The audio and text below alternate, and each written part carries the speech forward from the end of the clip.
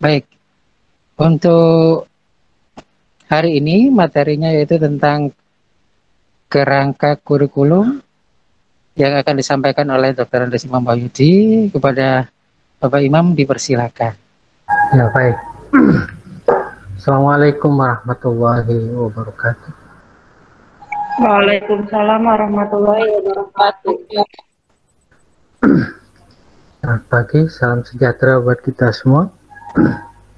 Pagi hari ini kita akan berbincang, mendiskusikan satu materi, yaitu tentang struktur kurikulum.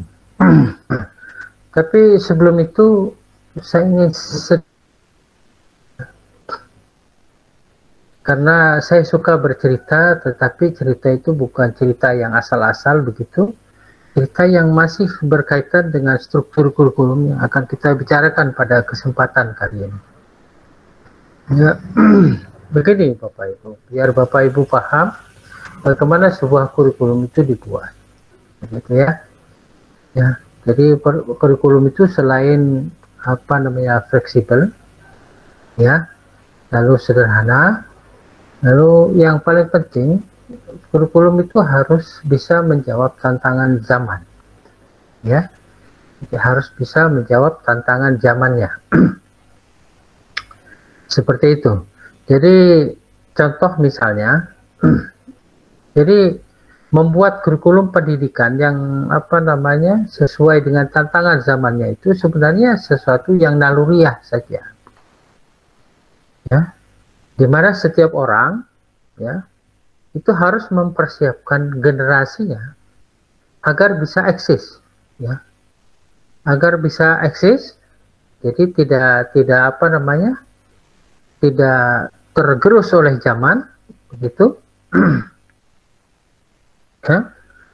Sebagaimana misalnya terjadi pada masyarakat di Wamena, gitu ya, di Wamena. Jadi di masyarakat suku-suku di Wamena itu, ya, ketika dia memiliki anak laki-laki khususnya, ya, anak laki-laki, gitu, ketika dia sudah memasuki masa inisiasi, jadi inisiasi itu adalah masa di mana seorang anak laki-laki sudah dianggap akil balik, gitu, ya, sehingga pada saat itu dia wajib dipasangi koteka. Jadi kalau sebelumnya tidak mengenakan koteka, maka pada saat dia akil balik, ya, melalui upacara inisiasi itu, dia dipakaikan koteka. Ya. Nah, ketika seorang anak laki-laki sudah dipakaikan koteka, maka tidak lama lagi, ya, kalau sesuai dengan adat Wamena, mereka itu akan segera menikah. Ya. Ya, mungkin 2-3 tahun lagi begitu dia sudah menikah, ya, setelah upacara pemasangan koteka itu. Ya. Nah, pada saat selesai upacara inisiasi, biasanya anak-anak itu akan diberikan pendidikan, ya, oleh orang tuanya, oleh orang-orang terdekatnya, ya, oleh saudara-saudaranya, oleh sukunya. Ya. Pendidikannya berupa apa? Ya, berupa sesuatu, baik pengetahuan maupun keterampilan yang akan menyebabkan dia bisa eksis dalam arti, ya, kelak ketika dia berkeluarga, begitu dia bisa mencari makan sendiri. Ya, eksis dalam arti dia nanti pada saatnya juga harus bisa mempertahankan sukunya ketika misalnya dia diserang oleh suku yang lain. Nah, seperti itu. Ya. Jadi kurikulum pendidikan yang diterapkan pada suku-suku Wamena itu disesuaikan dengan situasi dan kondisi dan tuntutan lingkungan, tentu saja. Ya. Jadi misalnya mereka diajari memanah, membuat panah. Jadi mulai dari pembuatan sampai menggunakan panah, mereka itu diajari. Ya. Lalu yang berikutnya juga mereka diajari tentang teknik berperang. Ya. Jadi untuk mempertahankan sukunya mereka diajari berperang. Ya, seperti itu. Lalu mereka juga tidak lupa diajari bagaimana cara bercocok tanam. Ya, bercocok tanam. Nah, di sana itu sebagian besar bercocok tanamnya itu hanya dua saja ya. Kebanyakan itu hanya dua jenis tanaman saja. Yang pertama itu ubi jalar, yang kedua itu keladi. Ya, itu saja. Karena itu makanan pokok mereka. Jadi kalau ubi jalar atau keladi. Kalau yang lain-lain itu jarang ya. Kalau pisang misalnya itu kan baru saja masuk dari luar, dibawa dari luar begitu. Ya, bibitnya baru ditanam di Wamena. Tapi itu bukan bukan makanan asli orang Wamena. Jadi orang asli Wamena itu makanannya hanya dua itu saja. Ya, ketela rambat dan keladi. Gitu ya. Ketela pohon itu juga baru. Itu dibawa oleh para transmigran dan dibawa ke Wamena dan bisa tumbuh begitu ya. Oke, jadi itu gambaran singkat saja bahwasanya di setiap peradaban, ya, di setiap kebudayaan masyarakat itu selalu mengajarkan sesuatu yang memang sesuai dengan zamannya, ya, sesuai dengan tuntutan zaman. Nah, begitu juga dengan kurikulum pendidikan. Jadi falsafahnya itu kurikulum pendidikan itu memang dirancang sedemikian rupa sehingga anak-anak kita itu siap untuk menghadapi zamannya. Begitu. Sangat salah kalau misalnya anak-anak kita itu diberi pembelajaran yang tidak sesuai dengan zamannya. Atau tidak bisa dia gunakan nanti ketika mencari sumber-sumber penghidupan. Ya. Jadi tidak seperti itu. Jadi kurikulum memang disiapkan untuk anak-anak itu agar mampu menghadapi zamannya, tidak takut begitu ya, ketika menjalani kehidupan begitu ya, dan mereka diharapkan mampu berkompetisi dan bersaing dengan orang lain ya, sehingga dia bisa mendapatkan sumber-sumber penghidupan yang lebih baik ya, seperti itu. Jadi kunci salah satunya itu adalah kompetisi itu. Jadi jangan sampai ya anak-anak kita itu tidak mampu untuk bersaing, tidak mampu untuk berkompetisi ya dalam rangka menghadapi zaman ya, dalam rangka memperoleh sumber-sumber penghidupan ya di masa-masa yang akan datang. Kasihan kita kepada anak-anak kita itu, kepada anak-anak didik kita, begitu, kalau sampai mereka itu tidak mampu bersaing, tidak mampu berkompetisi dengan orang lain dalam rangka mencari sumber-sumber penghidupan. Saya kira itu pengantar dari saya, ya. Dan untuk selanjutnya saya akan coba share screen ya. Share screen mana ini?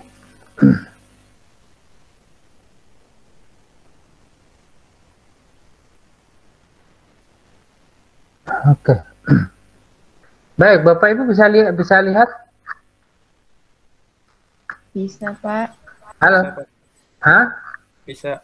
Bisa, Pak. Bisa lihat? Pak. Bisa, Pak. Bisa, Pak. Oke, baik. Bisa, Pak. Oke. Ya, sebagaimana pengantar tadi yang saya sampaikan, ya sebentar saya akan sampaikan lebih bersifat ilmiah begitu, ya, hal-hal yang berkaitan dengan kurikulum itu, ya, berkaitan dengan kurikulum. Jadi di sini ada nanti yang akan saya sampaikan itu adalah pendahuluan ya, pendahuluan. Rangka dasar profil pelajar Pancasila itu tidak, jadi kita nanti akan langsung kepada struktur kurikulum ya. Jadi pada kesempatan kita kali ini kita akan bicara tentang struktur kurikulum, dan di sini nanti kita Bapak Ibu ya akan kita diskusikan tentang struktur kurikulum ini. Jadi saya akan sampaikan sebentar, baru mari kita diskusikan ya. Nanti akan saya sampaikan beberapa masalah berkaitan dengan struktur kurikulum yang ada sekarang ini ya. Beberapa masalah yang sampai saat ini masih belum ada jawabannya. Oke ya, nanti kita diskusikan. Jadi perlu Bapak Ibu ketahui bersama bahwa berkaitan dengan kurikulum sekolah penggerak ini sifatnya masih belum fix 100% itu yang harus dilakukan, belum. Jadi ini masih proses Bapak Ibu, dan proses itu minimal 3 tahun. Makanya sekolah kita nanti insya Allah akan didampingi ya untuk melaksanakan kurikulum sekolah penggerak ini selama kurang lebih 3 tahun ya. Dan selama 3 tahun itu pasti banyak perubahan ya, itu bisa dipastikan itu ya. Karena sebagaimana misalnya ya capaian pembelajaran ya yang sampai saat ini itu masih belum ada kepastian bahwasanya capaian pembelajaran yang sudah diedarkan itu yang akan dipakai ya, belum ya. Di sana juga sudah ada tulisan besar-besar misalnya di capaian pembelajaran itu ya tidak untuk disebarluaskan. Itu artinya apa? Artinya dia masih belum pasti itu, begitu ya. Ya, dan itu juga karena ya belum diadakan uji publik. Ya.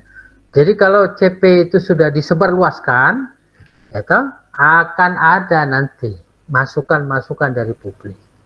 Ya. Karena banyak juga para pakar pendidikan di luar tim penyusun kurikulum yang ada saat ini. Nah, dari beberapa pakar pendidikan yang ada di luar itu, di luar tim yang menyusun struktur dan menyusun kurikulum sekolah penggerak itu, nanti akan bisa diperkaya, atau mungkin bisa jadi bisa lebih disederhanakan lagi. Karena sesuai prinsip nanti akan saya sampaikan, ya. Kurikulum itu akan betul-betul disederhanakan. Seperti itu, ya. Baik, Bapak Ibu, mari kita lanjutkan, kita bincang-bincang tentang kurikulum ini, ya. Jadi begini, kurikulum itu memang harus diperbaharui, disesuaikan dengan zaman, ya.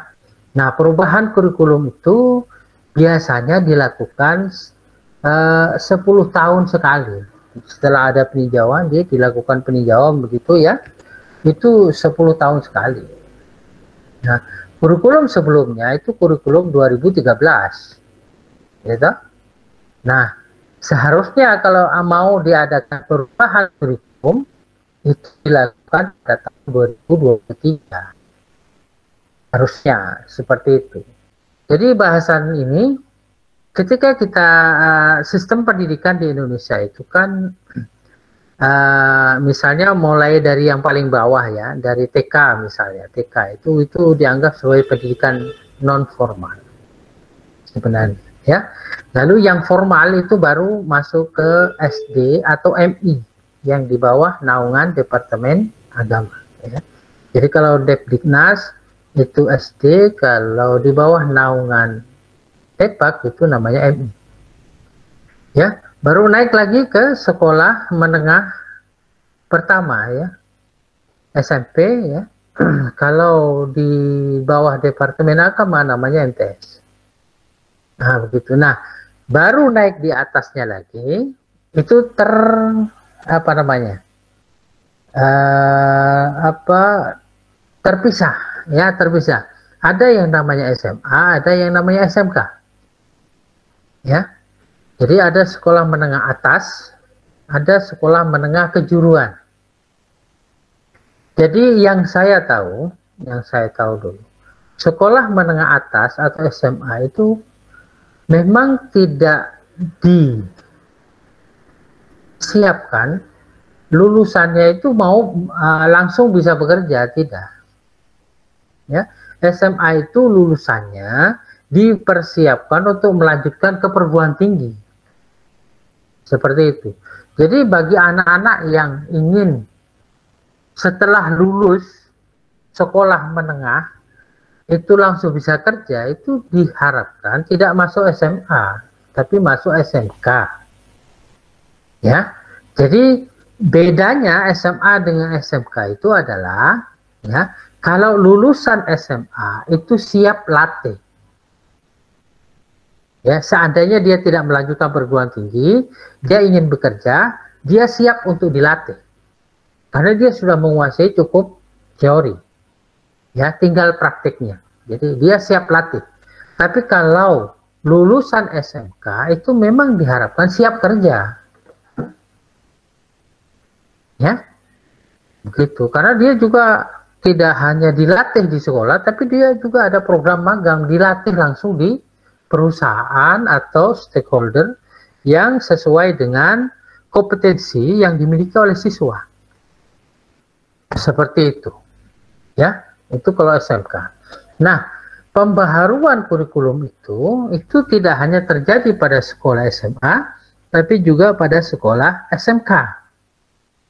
Nah, sekarang, ya, di Indonesia itu kan ada sekitar 13.800-an SMA. Ya, saya tidak tahu SMK itu ada berapa ribu. Nah, dari sekitar 13.000 itu dipilihlah sekolah-sekolah, ya. Jadi saya ulangi, dipilih sekolah-sekolah yang dijadikan sebagai dalam tanda petik pilot proyek pengembangan kurikulum baru, kurikulum sekolah penggerak ini. Itu namanya untuk SMA. Jadi untuk SMA namanya sekolah penggerak. Sedangkan kalau SMK, ya, itu namanya SMK Pusat Keunggulan.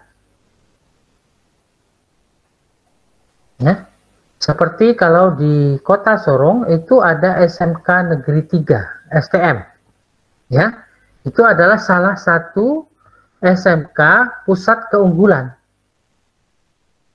Itu yang saya tahu. Kalau di kabupaten itu adalah SMK Modeling kalau tidak salah. Ya, itu yang dijadikan sebagai SMK Pusat Keunggulan. Jadi SMK Modeling, malah SMK swasta. Ya. Kalau SMA namanya Sekolah Penggerak. Ya, Sekolah Penggerak di Papua Barat ini hanya ada, sebagaimana kita ketahui ya, hanya ada 2 sekolah, yaitu SMA Aperos dengan SMA Muhammadiyah Al-Amin. Dua-duanya sekolah swasta. Ya. Dan dua-duanya bukan sekolah yang terlalu besar, yang jumlah muridnya sampai ribuan. Tidak. Ya. Seperti di SMA Aperos kurang lebih sekitar 280-an saja ya. Bu Fitra ya, berapa ya? 287. 287, Pak. Iya, 287 ya. Al-Amin kurang dari itu. Ya, muridnya secara keseluruhan. Jadi makanya tidak salah kalau misalnya Ibu Kepala Bidang kemarin mengatakan jangan merasa sebagai sekolah kecil begitu ya. Ya, karena beliau tahu bahwasanya SMA Aperos dengan SMA Al-Amin itu adalah sekolah yang jumlah muridnya tidak sampai 300. Ya. Kalau di Aperos memang sengaja kan seperti itu. Kita hanya menerima kurang lebih hanya 90 orang per tahun ajaran baru. Ya, saya tidak tahu kalau SMA Muhammadiyah Al-Amin apakah penerimaan siswa barunya itu dibatasi atau tidak. Ya, tapi kalau di Aperos pasti dibatasi hanya 90 orang. Kurang lebih segitu. Nah, kalau ada kelebihan sedikit ya seperti itulah. Pokoknya tidak sampai lebih dari 3 kelas itu saja. Ya, oke. Kita kembali lagi ke pokok bahasan tadi. Ya, jadi kalau untuk SMA sekarang namanya Sekolah Penggerak. Kalau SMK namanya SMK Pusat Keunggulan. Ya.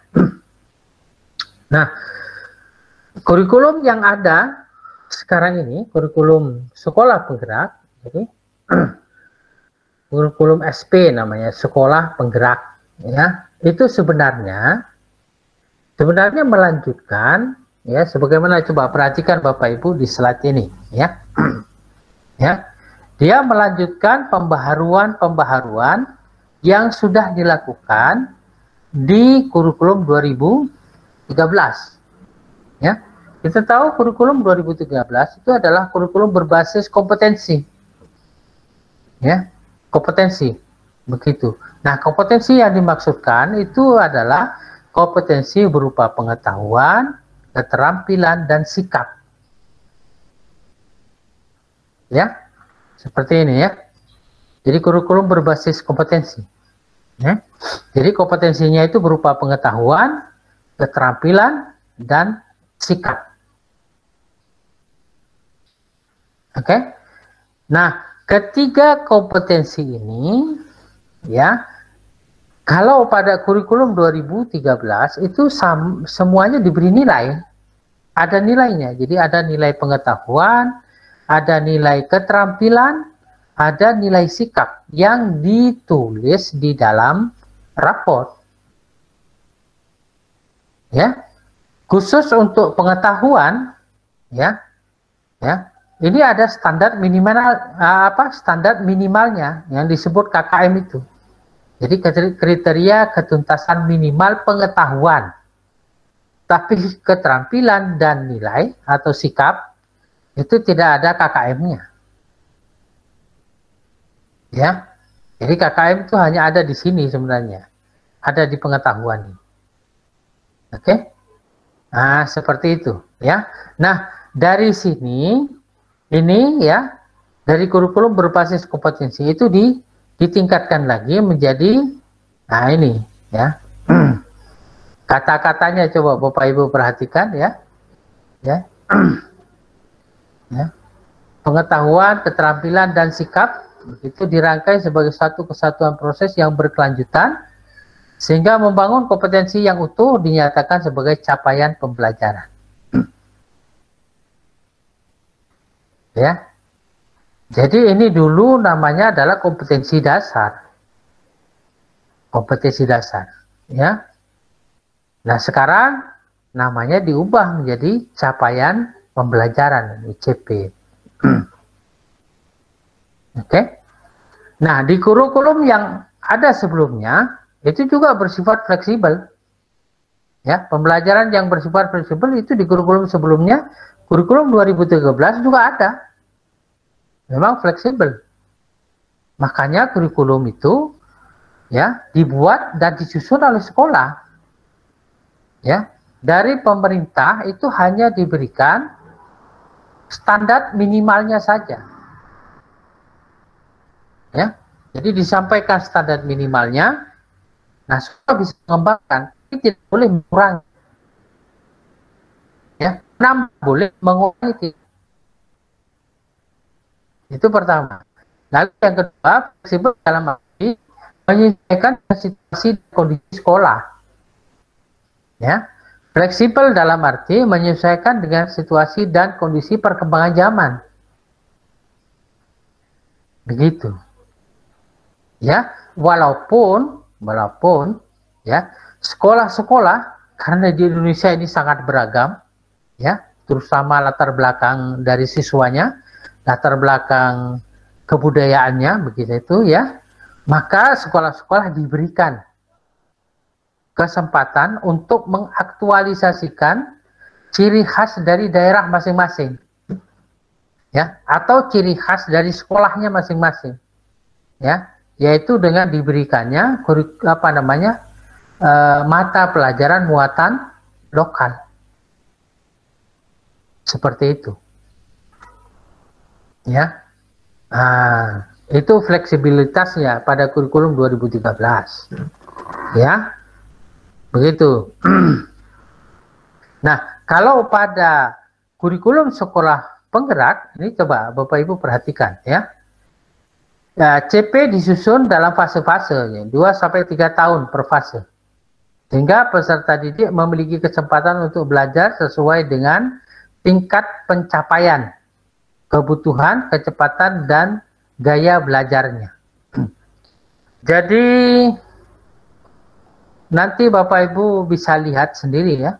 Jadi fase-fasenya itu ya di bawah sini. Ya, fase-fasenya.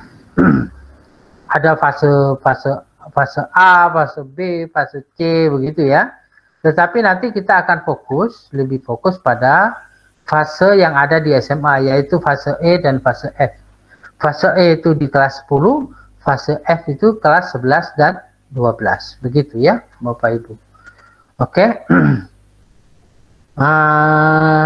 Terus berikutnya adalah ini, muatan atau konten dikurangi agar peserta didik memiliki waktu yang memadai untuk menguasai kompetensi yang ditargetkan. Ya, coba lihat di kurikulum sebelumnya, ya, kurikulum 2013, itu saya lupa ya, kelas 10 itu ada berapa mata pelajaran? Bu Fitra masih ingat ada berapa? Ada 14, Pak. 14 mata pelajaran? Iya, untuk yang kelas 10, Pak. Yang jurusan IPA? Iya. Oke, jadi ada 14 mata pelajaran, ya. Oke, baik. Nah, kalau sekarang, ya, itu hanya ada 11 mata pelajaran. Ya, kelas 10 itu hanya ada 11 mata pelajaran. Ya, jadi lebih disederhanakan. Oke. Jadi ini saya bisa bacakan ini nanti, walaupun nanti kita akan bahas ya. Itu kelas 10 itu pelajarannya nanti adalah agama, PKN, bahasa Indonesia, matematika, IPA. Ya, IPA. IPA, di mana IPA itu di dalamnya ada fisika, kimia, biologi. Ya, lalu ada IPS. Yang di dalamnya ada sosiologi, ekonomi, sejarah, dan geografi. Lalu ada bahasa Inggris, penjas, informatika, seni, dan mulok. Jadi mulok tetap ada. Ya. Saya tidak tahu apakah yang ada di sini ini, coba saya lihat dulu Bapak Ibu ya. Kelas 10. Oh ya, ini ada muloknya ya. Jadi nanti perhatikan di sini ada mulok. Ya, muatan lokal yang diharapkan menjadi ciri khas dari daerah yang dimunculkan atau ciri khas dari sekolah, begitu. Jadi tidak harus ciri khas dari daerah, tapi bisa ciri khas dari sekolah. Oke, baik, kita kembali lagi ke sini dulu. Kita kembali lagi ke sini, ya. Nah, terus berikutnya ini muatan atau konten dikurangi agar peserta didik memiliki waktu yang memadai untuk menguasai kompetensi yang ditargetkan. Ya. Nah, di sini ini jadi masalah juga, jadi Bapak Ibu ya. Ini perlu kita diskusikan juga ya. Di satu sisi ini benar, ya betul. Jadi muatan atau konten dikurangi agar peserta didik memiliki waktu yang memadai untuk menguasai kompetensi yang ditargetkan. Tetapi di sisi lain, ini yang harus kita pikirkan ya. Ya. Yang kita pikirkan itu adalah kemajuan zaman. Ya. Jangan sampai lulusan dari sekolah-sekolah kita ini ya, itu tidak mampu bersaing baik di tingkat regional maupun di tingkat internasional. Ini jadi masalah. Saya masih ingat kata-kata yang diucapkan oleh mantan wakil presiden kita, yaitu Pak Yusuf Kala. Ya, beliau mengatakan bahwa pelajaran bahasa Inggris SMA di Indonesia itu sama dengan materi pelajaran bahasa Inggris yang diajarkan di sekolah dasar kelas 6 di Filipina. Coba bayangkan. Ngerti ya? Ya. Ya. Nah, seperti itu. Sementara kemajuan pengetahuan dan teknologi itu harus, pendidikan itu sebagaimana pengantar tadi saya sampaikan, pendidikan itu harus mengikuti itu, mengikuti perkembangan ilmu pengetahuan dan teknologi. Anak saya cerita yang kebetulan sekarang kuliah di Jerman, bahwasanya di SMA mereka itu SMA itu matematika sudah diajarkan, misalnya ya, matematika itu sudah diajarkan integral lipat 3. Ya, sementara di sekolah-sekolah kita, ya, di SMA di sekolah kita, itu integral baru diajarkan integral lipat 1 saja. Ya, mana Rizkika itu? Rizkika, Iya, Pak. bagaimana? SMA kelas 3 sudah diajarkan integral lipat berapa? Sampai lipat 3? Belum sampai lipat 3, Pak. Lipat 1 saja? Iya, Pak. Nah itu, ya. Sementara di Jerman, mereka itu sudah terbiasa dengan buku-buku kalkulus yang tebal-tebal itu. Nah, bagaimana dengan anak-anak kita, begitu ya? Kalau misalnya mereka mau melanjutkan studi ke luar negeri, ke Jerman misalnya, seperti alumni Averroes ya, alumni Averroes. Banyak yang melanjutkan kuliah ke Jerman, melanjutkan kuliah ke misalnya ke Prancis, ke Cina, ke Rusia misalnya. Kalau misalnya muatan atau kontennya itu dikurangi, bagaimana mereka itu mau bersaing? Mampukah mereka itu melanjutkan studi ke Jerman misalnya tanpa mengalami kesulitan, atau ke Rusia, atau ke Cina, atau ke Jepang misalnya, ke Korea? Itu bagaimana? Ini yang perlu kita diskusikan nanti ya. Saya paham sekali ini maksudnya. Saya mengerti betul. Ya, saya mengerti betul. Jadi muatan atau konten dikurangi agar peserta dimiliki waktu yang memadai untuk menguasai kompetensi yang ditargetkan ya. Sebagaimana di sekolah kita, memang ini seperti kayak buah si malakama begitu ya. Ya. Ada anak memang yang begitu tinggi penguasaannya terhadap materi pelajaran, tapi ada juga anak yang memiliki tingkat penguasaan yang rendah terhadap materi pelajaran. Ya, itu betul-betul memang kita sadari, ya. Tapi ya inilah pilihannya, gitu. Pilihan pertama, kalau kita mengikuti anjuran ini, jadi muatan atau konten dikurangi, ya, bisa jadi anak-anak yang kurang menguasai itu akan bisa menguasai karena materinya mudah dalam tanda petik, ya. Tapi bagaimana dengan anak-anak yang memiliki kemampuan yang lebih, begitu, dan memiliki keinginan untuk melanjutkan studi, misalnya ke luar negeri? Nah, ini juga perlu dipikirkan nantinya, ya. Karena kita tidak hanya berbicara dalam tataran teori, tapi kita juga harus berbicara dalam tataran prakteknya. Dalam praktiknya itu bagaimana penyelesaiannya menghadapi kenyataan-kenyataan ini. Ini yang nanti kita diskusikan ya, Bapak Ibu ya. Saya sangat ingin mendengarkan ada masukan-masukan yang cerdas begitu dari Bapak Ibu ya, untuk mengatasi atau mengantisipasi masalah-masalah ini.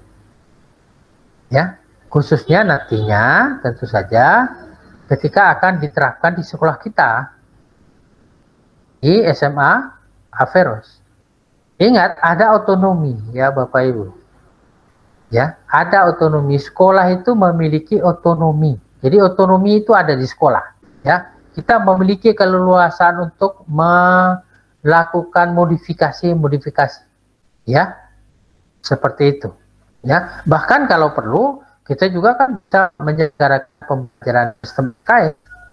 Nah, itu juga perlu kita pikirkan ke depan ya Bapak Ibu. Oke, jadi selesai kegiatan IHT ini, kita akan bertarung begitu ya untuk menentukan langkah gerak kita ke depan itu seperti apa di sekolah kita ini. Jadi yang betul-betul real yang akan kita laksanakan di sekolah ini itu bentuknya seperti apa? Ya, itu nanti kita akan diskusikan secepat-cepatnya dalam waktu yang sesingkat-singkatnya selesai acara IHT. Oke? Begitu ya Bapak Ibu ya. Oke. Lalu sesuatu yang baru dalam tanda petik ya. Dan sesuatu yang baru di kurikulum sekolah penggerak ini adalah ini ya. Karakter Pancasila ini. Ya. Bapak Ibu sudah tahu tentang karakter Pancasila itu ada 6 ya. Jadi karakter Pancasila ini adalah sinergi antara kegiatan pembelajaran rutin sehari-hari di kelas dengan kegiatan non rutin, ya, non rutin. Ini proyek, di mana proyek ini interdisipliner yang berorientasi pada pembentukan dan penguatan karakter berdasarkan kerangka profil pelajar Pancasila.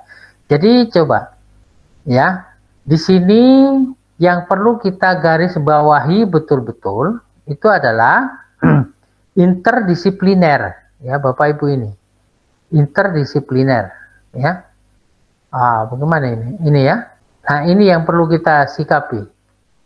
Ya, interdisipliner ini. Artinya apa? Dia mengaitkan antara satu pengetahuan dengan pengetahuan yang lainnya.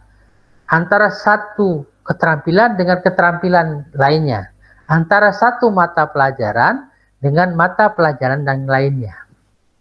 Nah, seperti itu. Ya. Khusus untuk proyek ini nanti ini saya jelaskan sekarang Bapak Ibu, ya, yang berkaitan dengan nanti penerapannya di SMA Virus, ya, proyek ini. Nah, proyek ini bukan satu hal yang baru di SMA Virus. Kita sudah melaksanakan ini sebenarnya, ya, lewat mata-mata pelajaran yang selama ini diajarkan di sekolah.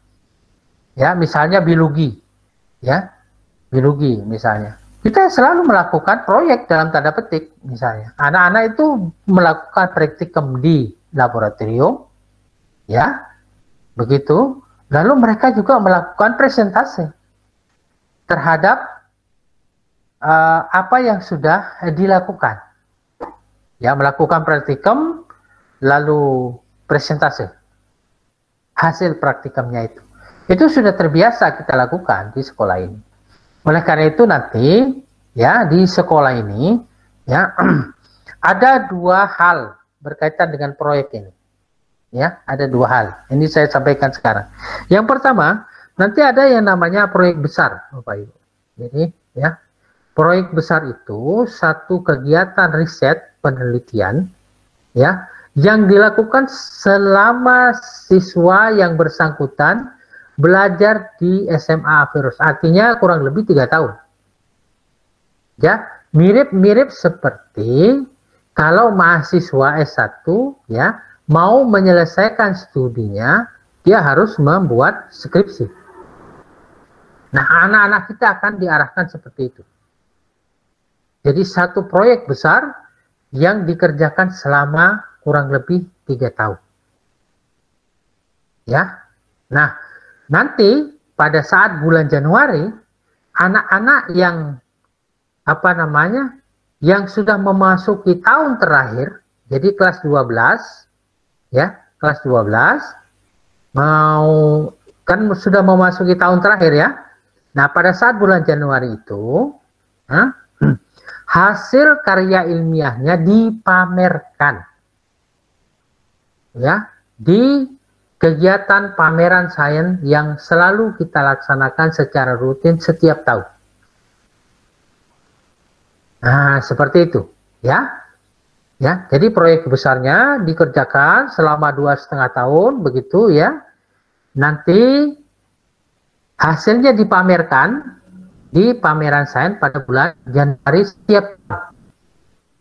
Ya, tapi khusus untuk anak kelas 12. Khusus untuk anak-anak kelas 12. Lalu dari proyek besar ini juga nantinya bisa dipilih. Mereka yang judulnya bagus, layak untuk diikutkan lomba, misalnya diikutkanlah lomba. Mau KOPSI, atau LKIR, atau NIA, silakan. Nah, ada keistimewaan dari anak-anak yang karya ilmiahnya itu diikutkan lomba. Ya, apa itu keistimewaannya? Yaitu kalau dia bisa memenangkan lomba itu, baik dapat medali perunggu, perak ataupun emas, maka dia tidak perlu lagi membuat karya ilmiah sampai 3 tahun, tidak perlu. Ya, begitu. Begitu karya ilmiahnya ditetapkan sebagai pemenang, maka kewajiban dianggap selesai. Seperti itu keistimewaannya. Ya, keistimewaan dari karya-karya ilmiah anak-anak yang diikutkan lomba. Tapi bagi mereka yang tidak diikutkan lomba, maka harus diselesaikan, dan bulan Januari di tahun terakhir dia sekolah di SMA Aviros harus dipamerkan lewat kegiatan pameran sains yang secara rutin dilaksanakan oleh sekolah. Jadi ini proyek besar pertama. Ya, setiap anak wajib memiliki proyek besar ini, wajib. Ya, karya ilmiahnya dijadikan sebagai salah satu syarat kelulusan. Ya, jadi nanti syarat kelulusan ditambah 1. Jadi kalau dulu di kurikulum 2013 syarat kelulusan itu kan hanya ada 3. Ya, yang pertama adalah menyelesaikan seluruh materi pelajaran, kan begitu ya. Terus berkelakuan baik. Terus yang terakhir sudah mengikuti kegiatan ujian akhir sekolah.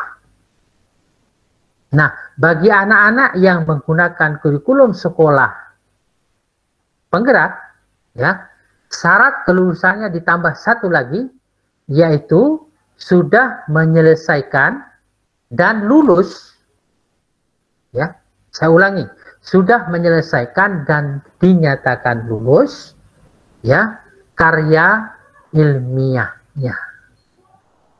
Jadi kalau dia tidak menyelesaikan karya ilmiah dan dinyatakan belum lulus, ya, karya ilmiahnya, jadi karena nanti di akhir kegiatan, ya, karya ilmiahnya diuji juga oleh guru-guru pembimbing masing-masing, ya, diuji. Nah, dari hasil ujian itu nanti akan diberikan keterangan, keterangan berupa bukti bahwasanya dia sudah lulus. Nah, begitu ya.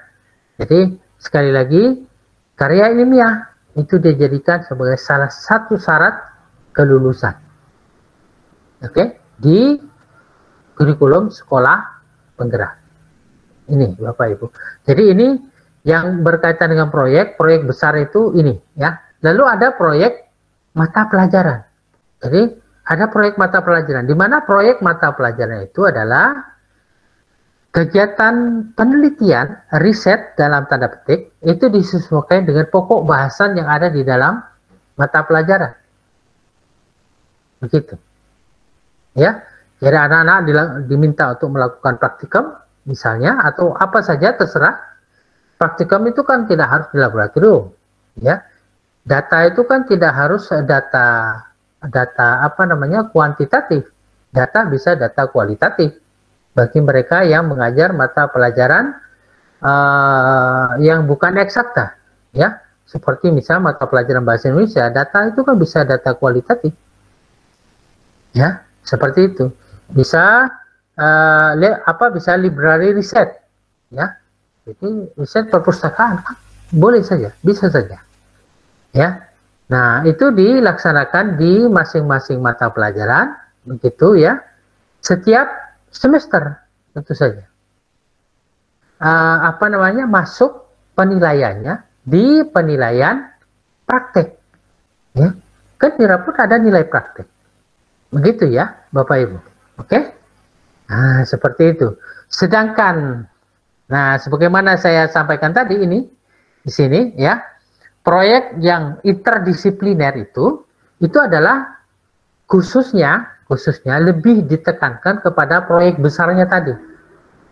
Sedangkan proyek mata pelajaran ya interdisipliner juga, gitu, interdisipliner juga, gitu.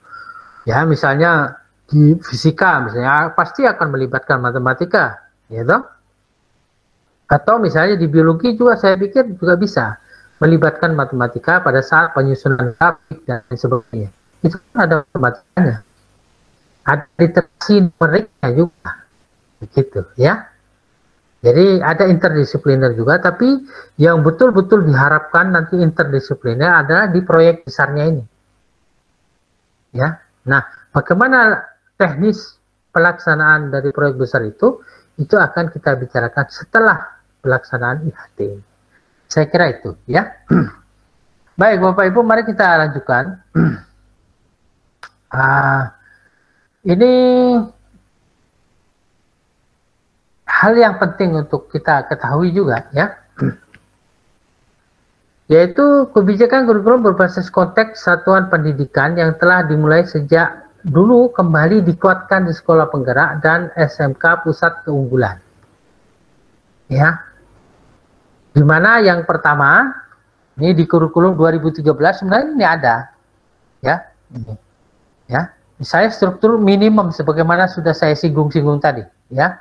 Jadi pemerintah menetapkan struktur kurikulum minimum dan satuan pendidikan dapat mengembangkan program dan kegiatan tambahan sesuai dengan visi, misi, dan sumber daya yang tersedia.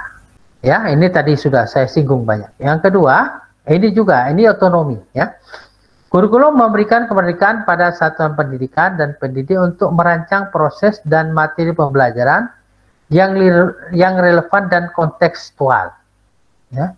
Lalu pemerintah menyediakan buku teks dan perangkat ajar untuk membantu guru yang membutuhkan. Nah, ini juga ya, ini kurikulum sekolah penggerak harus kita laksanakan sekarang, tapi bukunya ini juga belum ada. Buku teks yang menunjang kita untuk melakukan proses pembelajaran berdasarkan kurikulum sekolah penggerak ini sampai saat ini belum ada. Ya kita tunggu-tunggu saja Bapak Ibu. Jadi sementara khusus di sekolah kita tetap menggunakan bahan ajar dan buku yang sudah tersedia di sekolah. Yang selama ini ya kita pinjamkan ya kepada anak-anak. Nah, pokoknya itu sudah. Itu adalah bahan materi minimal yang harus disampaikan kepada anak-anak yang ada di buku itu. Ya. Seperti itu. Jadi standar minimal di sekolah kita ini seperti itu sudah. Seperti yang ada di buku itu. Oke? Begitu ya. Lalu yang berikutnya adalah sederhana. Ini, sederhana. Perubahan yang seminimal mungkin, namun beberapa aspek berubah secara signifikan dari kurikulum sebelumnya. Tujuan, arah, perubahan, dan rancangannya jelas dan mudah dipahami sekolah dan pemangku kepentingan. Ya, salah satu perubahan yang cukup signifikan ya, signifikan berkaitan dengan program sekolah penggerak dengan kurikulum 2013 itu antara lain, kalau kita lihat ya Bapak Ibu, yang pertama misalnya kalau hanya merubah istilah misalnya dari kompetensi dasar menjadi capaian pelajaran itu kan tidak signifikan. Yang signifikan itu saya lihat adalah pada penjurusan. Ya, jadi kalau di kurikulum 2013 kelas 10 itu anak-anak sudah dijuruskan IPA, IPS, bahasa. Nah sekarang kan tidak ada. Ya, semuanya umum. Begitu. Ya. Nanti di kelas 11 itu harusnya ada dalam tanda petik penjurusan. Sebenarnya itu penjurusan juga sih sebenarnya. Ya. Gitu. Ya, walaupun istilahnya itu adalah mata pelajaran pilihan. Jadi nanti anak-anak akan mengelompokkan diri ya sesuai dengan mata pelajaran pilihan yang dia pilih. Begitu. Ya, Bapak Ibu. Jadi yang penting nanti ini akan saya jelaskan lebih jauh ya. Yang penting anak-anak itu minimal harus memilih dari 2 kelompok mata pelajaran. Ya, kan ada beberapa kelompok mata pelajaran, ada IPA, IPS, bahasa dan vokasi. Ya, jadi anak-anak itu harus memilih minimal dari 2 kelompok mata pelajaran itu. Nanti saya jelaskan lebih jauh. Berikutnya itu tentang gotong royong. Gotong royong, ya. Gotong royong, iya. Ini gotong royong itu sebenarnya budaya asli kita ya. Budaya asli Indonesia yang jarang dimiliki oleh budaya-budaya dari luar, begitu ya. Apalagi dari luar itu kebanyakan membawa budaya individualis ya. Tapi kalau Indonesia itu sebagian besar memang memiliki semangat gotong royong, begitu ya, semangat gotong royong. Begitu juga dalam dunia pendidikan, gitu ya. semangat gotong royong ini ingin dibangkitkan dan ditonjolkan kembali. Ya, ini ya, untuk khusus berkaitan dengan pengembangan kurikulum dan perangkat ajarnya dilakukan dengan ini melibatkan puluhan institusi termasuk Kemenak, universitas, sekolah dan lembaga pendidikan lainnya. Ya, ini mungkin dalam lingkup yang terbatas untuk saat ini, ya. Seharusnya sebagaimana saya sampaikan tadi, nanti harus ada uji publik, begitu. Ya, kurikulum sekolah penggerak ini harus disampaikan secara terbuka kepada masyarakat, termasuk pemangku kepentingan, ya, dunia pendidikan secara lebih luas, tidak hanya terbatas kepada beberapa persen tertentu yang kebetulan dimintai misalnya tolong untuk menyusun kurikulum ini, ya. Jadi itu mungkin hanya beberapa orang guru besar kah, misalnya begitu ya. Nah, tapi kalau nanti disebarkan ke seluruh Indonesia begitu, disampaikan secara terbuka, nah guru besar atau profesor di Indonesia itu kan banyak begitu, dari berbagai macam perguruan tinggi yang tentu saja concern dengan dunia pendidikan. Nah, dari mereka-mereka lah pasti nanti akan ada masukan sehingga kurikulum sekolah penggerak ini menjadi lebih baik lagi, lebih perfect lagi, lebih pasti lagi untuk dilaksanakan. Seperti itu. Oke, saya kira ini sebagai pengantar Bapak Ibu bagi kita semua berkaitan dengan kurikulum sekolah penggerak itu. Nah, sekarang kita akan lanjut saja ya dengan berbicara tentang struktur kurikulum. Ya. Khususnya untuk kita itu adalah pada fase E. Nah, ini fase E, ya. Fase E. Kita mulai dari kelas 10. Ya. Ya, ini kelas 10. Beberapa perubahan terkait struktur mata pelajaran SMA kelas 10 ini. Ya, perhatikan baik-baik, ini kelas 10, ya. Pada kurikulum 2013, ini kalau kita mau melihat perbedaannya, ya, perbedaannya. Siswa langsung masuk dalam program peminatan IPA, IPS atau bahasa dan budaya. Ya. Nanti di kurikulum kurikulum sekolah penggerak ini, ya. Belum ada peminatan. Siswa mengambil semua mata pelajaran wajib di kelas 10. Ya, siswa menyiapkan diri untuk menentukan pilihan mata pelajaran di kelas 11. Siswa perlu berkonsultasi dengan guru BK, wali kelas dan orang tua. Begitu ya. Jadi ini sifatnya umum, ya, seperti itu, ya. Nanti saya sampaikan lagi. Berikutnya adalah tidak ada mata pelajaran IPA dan IPS, mata pelajaran langsung dipilih pada fisika, kimia, goya. Itu pada kurikulum 2013 itu spesifik, ya, spesifik. Nah, sedangkan pada kurikulum sekolah penggerak, ya, sekolah penggerak, mata pelajaran itu dikelompokkan seperti ini. Jadi IPA, fisika, kimia, biologi, IPS, ini ada sosiologi, ekonomi, sejarah, geografi, ya. Di mana dalam 1 minggu alokasi jamnya itu sebanyak 8 jam pelajaran.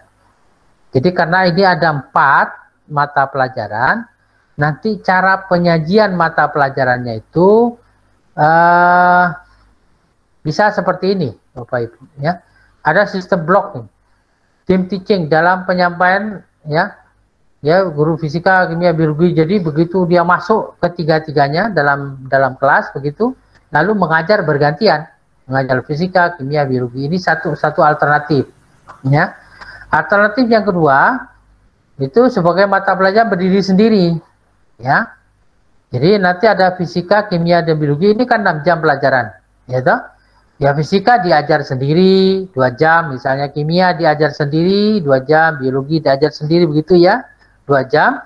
Nanti di akhir di akhir semester, ya toh, begitu nilainya itu, ya, yang digabung baru di rata-rata. Ya, hasil rata-ratanya itulah yang nanti akan menjadi nilai mata pelajaran IPA. Nah, begitu juga dengan yang IPS. Ini sosiologi, ekonomi, sejarah, geografi, 8 jam pelajaran. Bisa diajar sendiri-sendiri. Jadi sosiologi, ekonomi, sejarah 2 jam misalnya seperti itu. Nanti di akhir semester nilainya digabung di rata-rata jadilah nilai untuk mata pelajaran IPS. Begitu ya Bapak Ibu. Cara ketiga ini ya terintegrasi tim. Kita tidak perlu bahas terlalu jauh. Nanti di sekolah kita yang akan digunakan ini. Kebijakannya seperti ini. Ya. Jadi jadi satu mata pelajaran. Jadi kalau IPA, jadi fisika diajar sendiri. Misalnya 2 jam per minggu. Kimia begitu juga. Diajar sendiri 2 jam 1 minggu. Biologi diajar sendiri.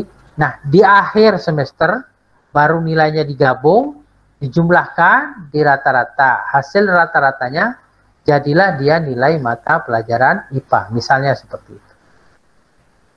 Ya, jadi saya tidak perlu bercerita yang terlalu jauh. Ya, saya akan bercerita yang khusus akan diterapkan di sekolah kita ini. Ya, di SMA Virus. Ya. Jadi nanti mata pelajaran IPA, fisika, kimia, biologi akan diajar sendiri-sendiri. Bukan dijadikan tim, tidak. Ya, dia akan diajar sendiri-sendiri. Ya. Tuh. Ini perlu juga saya sampaikan pada kesempatan kali ini karena ini adalah sekolah kita ya Bapak Ibu, tidak ada orang lain begitu. Ya. Sekolah kita tetap harus mempertahankan ciri khasnya. Ya. Sekolah kita ini ciri khasnya adalah sains. Dari dulu sekolah kita sejak didirikan hanya buka satu jurusan, yaitu jurusan IPA. Jadi ciri khas sains itu harus terus kita pertahankan. Seperti itu. Oleh karena itu, pembelajaran bidang sains itu betul-betul akan kita perdalam, begitu, ya. Ya, begitu. Caranya bagaimana? Nanti kita akan diskusikan di luar kegiatan IHT ini. Ya. Begitu. Oke?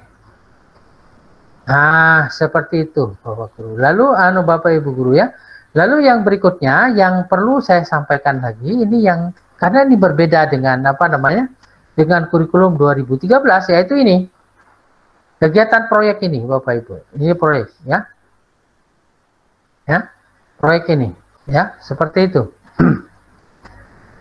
Di mana proyek ini diberikan porsi yang cukup besar jamnya itu.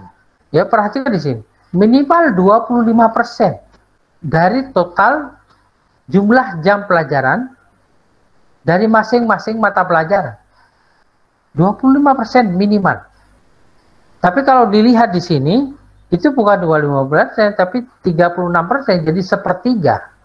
Sepertiga itu harus dilakukan kerja proyek, begitu ya. Nah, sebagaimana sudah saya sampaikan tadi, ya, maka proyek itu ada 2, ada proyek besar dan ada proyek mata pelajaran. Nah, proyek mata pelajaran itu ya ini, ya, Bapak Ibu bisa lihat ini, ya, ini proyek mata pelajaran, oke, ini, ya. Begitu. Jadi masing-masing mata pelajaran harus mengembangkan itu. Khususnya di kelas 10. Di kelas 10. Ya. Kalau mengikuti yang ada di sini, itu khusus kelas 10. Ini untuk semua mata pelajaran. Semua mata pelajaran. Ya. Begitu. Ya. Bahkan ada mata-mata pelajaran itu yang jumlahnya cukup besar ya Bapak Ibu, cukup besar, 33%, ada 33% ini. Ya, sepertiganya. Ya, ada yang 25, ada yang 30%, ada yang 33%. Ya, seperti itu. Ya, ini harus kita lakukan. Bagaimana cara teknisnya? Sekali lagi, ini nanti akan kita bahas setelah kegiatan IHT ini selesai. Ya, seperti itu. Termasuk. Nah, ini perhatikan Bapak Ibu di sini. Perhatikan di sini, ya. Ya. Kalau sebagaimana kita ketahui, dalam 1 minggu itu kan ada 42 jam pelajaran sebenarnya. Sementara, ya, kalau mengikuti struktur kurikulum yang ada di sekolah penggerak seperti ini, Bapak Ibu bisa lihat, ini jumlahnya hanya 33 ini. Ya, 33. Berarti masih ada berapa? 9 jam pelajaran. Nah, itu mau kita apain? Nah, gitu ya. Khusus untuk di sekolah kita, sekali lagi akan kita bicarakan teknisnya setelah kegiatan IHT ini. Karena kita akan menyusun struktur kurikulum SMA Averroes. Ya, struktur kurikulum SMA Averroes. Itu yang akan kita susun. Ya, Bapak Ibu, oke? Ya, nanti setelah selesai kegiatan IHT ini. Oke? Nah, selanjutnya adalah pada fase F. Fase F. Fase F itu kelas 11 dan 12. Ya. Nah, di sini sebenarnya ada penjurusan. Hanya penjurusannya itu tidak seperti yang sebagaimana kita ketahui selama ini. Ya, ada jurusan IPA, IPS, bahasa, misalnya. Tidak seperti itu. Ya. Jadi jurusannya itu sesuai dengan pilihan mata pelajaran dari siswa-siswi. Begitu, ya, Bapak Ibu. Jadi di sini nanti, ya, jadi perhatikan di sini, ya, pada kurikulum 2013 misalnya, ya, siswa yang masuk ke dalam satu program cenderung hanya akan mempelajari disiplin ilmu tersebut. Kesempatan untuk eksplorasi disiplin ilmu yang lain semakin sempit. Ya, pada kurikulum 2013, sebagaimana kita ketahui, anak-anak itu langsung dijuruskan IPA, IPS, bahasa, dan seterusnya begitu ya. Terus, pada kurikulum 2013, anak-anak memang yang jurusan IPA, tidak mungkin dia belajar mata pelajaran IPS. Ya, IPS. Memang ya. Ya, kalau dikatakan untuk eksplorasi disiplin yang lain semakin sempit, iya memang. Karena tidak mungkin dia belajar yang jurusan IPS, tidak mungkin belajar yang IPA. Seperti itu. Ya. Terus siswa perlu mengambil keputusan tentang studi di perguruan tinggi sejak lulus SMP, dan kajian menunjukkan bahwa banyak di antara mereka yang merasa salah jurusan. Bisa jadi, ya. Tapi saya juga tidak tahu. Ya. Ya. Kalau dikatakan misalnya banyak di antara mereka yang merasa salah jurusan, itu saya belum melihat risetnya, itu berapa persen yang merasa salah jurusan. Tapi ya kita terima saja kenyataan ini. Ya, begitu. Ini kan harusnya ada data ya, Bapak Ibu ya, ya kan? Kalau dikatakan banyak di antara mereka yang merasa salah jurusan, datanya itu seperti apa? Berapa persen yang merasa salah jurusan? Itu harusnya datanya ini disampaikan ya. Kita nggak tahu datanya seperti apa. Tapi oke lah, kita terima saja. Terus berikutnya ini ya. Terjadi stratifikasi program di mana IPA dianggap lebih baik daripada yang lain, dan kesempatan untuk masuk ke berbagai perguruan tinggi lebih besar untuk lulusan program IPA. Ya, memang seperti itu kenyataannya selama ini. Ya. Jadi kalau yang jurusan IPA misalnya bisa masuk fakultas ekonomi. Tapi yang jurusan IPS mau masuk kedokteran ya susah. Memang iya. Ya, begitu. Itu tidak bisa kita hindari ya. Ya. Nah, seperti itu. Terus yang berikutnya ini. Nah, ini yang jadi masalah besar untuk sekolah kita ini Bapak Ibu ini. Ya. Dia sudah membuat asumsi angka siswa masuk perguruan tinggi masih rendah. Ini asumsi mereka. Sementara di sekolah kita, sebagaimana kita ketahui, ya, anak-anak itu masuk di SMA Averroes justru karena ingin melanjutkan ke perguruan tinggi. Seperti itu. Oleh karena itu angka yang bisa kita tunjukkan, ya, alumni SMA Averroes yang melanjutkan ke perguruan tinggi itu di atas 95%. Bahkan mungkin 98%. ya. Hanya 1-2 orang saja yang tidak melanjutkan ke perguruan tinggi. Ya, sekali lagi perlu saya sampaikan, justru anak-anak itu masuk ke SMA Averus karena ingin melanjutkan ke perguruan tinggi. Karena menganggap di sini proses pembelajarannya lebih baik dalam tanda petik dibandingkan sekolah-sekolah lain. Jadi karena dia ingin melanjutkan ke perguruan tinggi, dia masuk di SMA Averus. Seperti itu, ya. Nah, sementara di sini, ya, asumsinya itu adalah angka siswa masuk perguruan tinggi masih rendah. Nah, ini yang jadi masalah krusial nanti, Bapak Ibu. Ya, kenapa? Karena di konten mata pelajaran sekolah penggerak dengan kurikulum 2013 itu lebih mendalam dalam tanda petik yang kurikulum 2013 dibandingkan dengan yang kurikulum sekolah penggerak. Jadi kurikulum 2013 lebih dalam begitu. Materinya lebih banyak, lebih bagus. Nah, jadi yang harus kita pikirkan jangan sampai anak-anak alumni SMA Averus itu kalah bersaing dengan anak-anak dari sekolah yang bukan penyelenggara sekolah penggerak, program sekolah penggerak. Jangan sampai. Kenapa? Karena ya ini tadi. Ya asumsinya siswa masuk perguruan tinggi masih rendah. Padahal di SMA Averus kan tidak. Nah begitu. Jadi jangan sampai konten mata pelajaran itu dikurangi di sekolah kita itu. Jangan sampai. Ya, konten mata pelajaran harus tetap, ya, kalau perlu ditambah begitu, diperdalam dibandingkan dengan yang diajarkan di sekolah-sekolah lain. Ini yang mau kita bicarakan nanti, ya, setelah selesai kegiatan IHT ini. Oke, seperti itu. Ya, Bapak Ibu ya. Nanti kita akan bicarakan ini nanti setelah kegiatan IHT. Oke, baik kita lanjutkan. Bu Vita sampai jam berapa ya? Halo. Ya, Bu Pak. Fitra, mana Fitra? Iya, Pak. Wah, Iya, Pak. saya sampai jam berapa ini?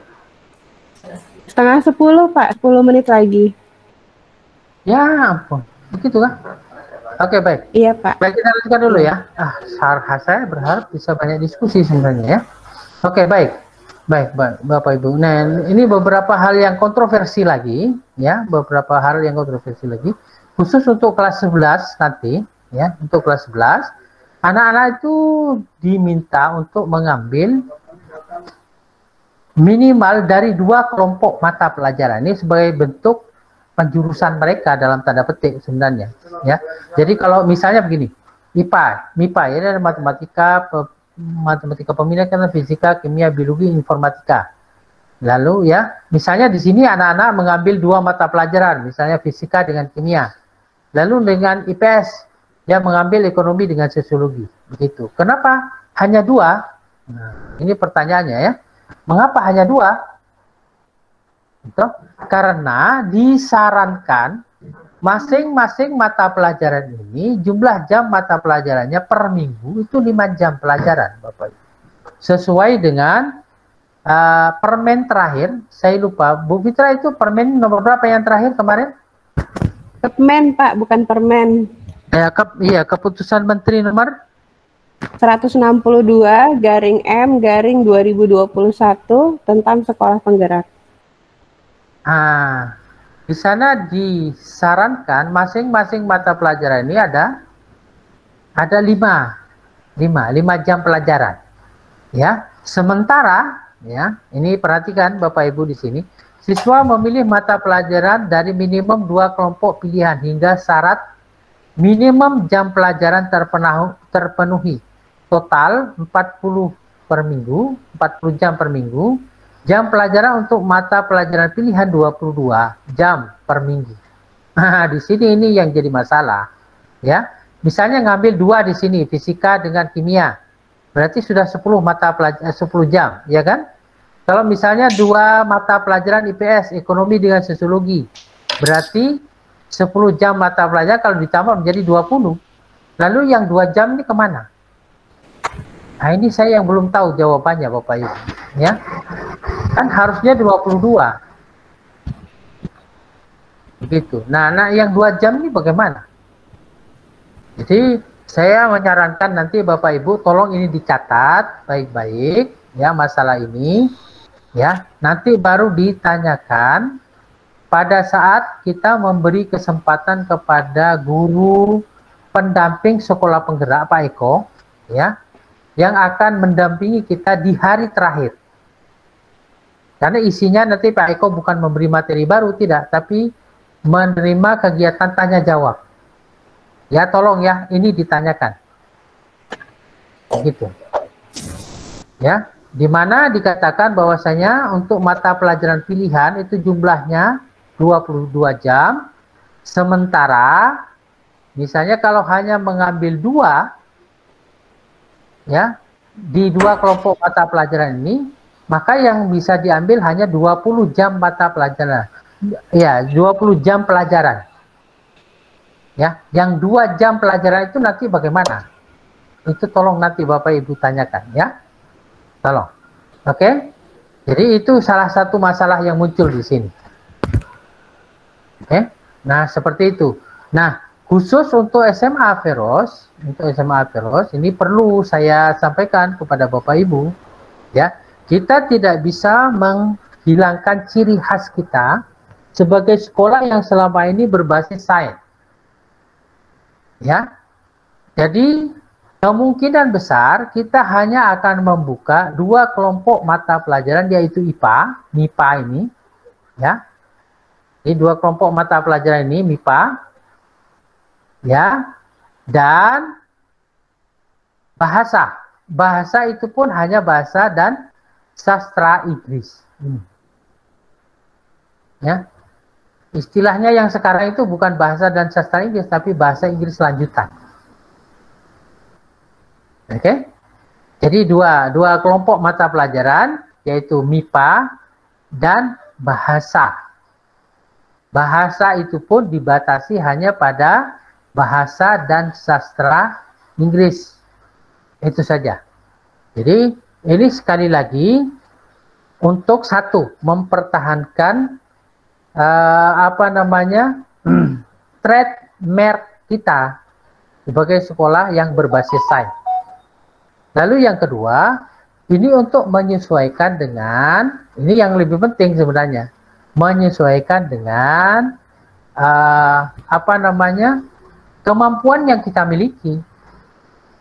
Karena sebagian besar guru kita itu adalah guru-guru sains dan bahasa. Sedangkan guru yang berlatar belakang IPS itu kan kurang. Begitu. Ya. Makanya kita akan tetap mempertahankan ciri khas kita sebagai sekolah sains. Saya kira untuk sementara itu saja dulu Bapak Ibu yang bisa saya sampaikan pada kesempatan kali ini. Untuk Pak Banja boleh menambahkan juga terkait kerangka kurikulum, Pak? Oke, baik Bapak Ibu.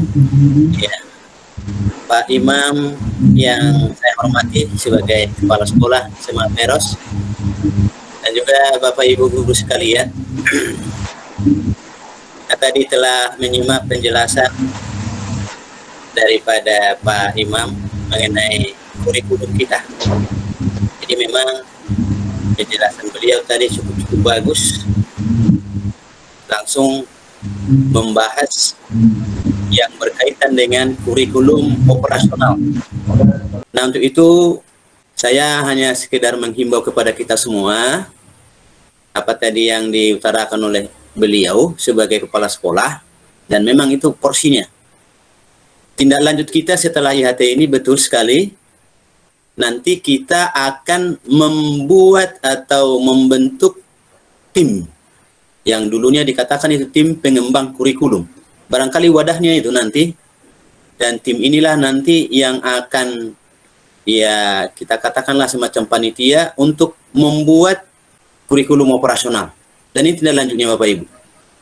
Maka untuk itu kepada kita semua sebagai penjelasan dari Pak Imam tadi, saya sangat-sangat setuju sekali tadi. Karena memang di dalam kurikulum operasional itulah yang merupakan tadi ada istilah otonom sekolah. Ya, jadi garis-garis besarnya atau regulasinya dari pusat, tapi operasionalnya adalah sekolah yang menentukan.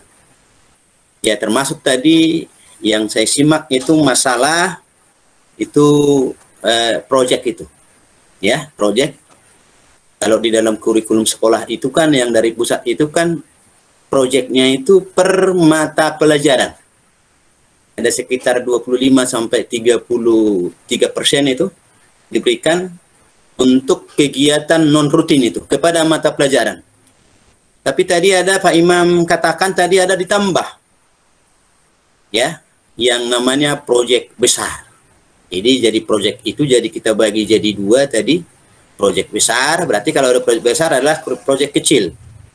Proyek kecil itu kan itu tadi proyek yang dilakukan oleh guru mata pelajaran. Tapi ada nanti dikatakan proyek besar. Nah, proyek besar inilah contoh suatu kebijakan yang dibuat oleh sekolah karena itu ada otonomnya. Ya, ini sangat luar biasa ini menurut saya juga. Ya. Dan ini nanti akan dituliskan atau digariskan. Karena kurikulum itu kan merupakan panduan bagi kita di sekolah dalam melaksanakan pembelajaran itu. Maka nanti di dalam kurikulum operasional sekolah itu adanya nanti proyek besar. Ini salah satu contohnya. Jadi memang saya sangat-sangat setuju sekali itu ya bagaimana kita tetap mempertahankan citra daripada SMA Aperos itu. Memang kalau kita lihat sementara di sini, sementara SMA kita kan SMA Sains.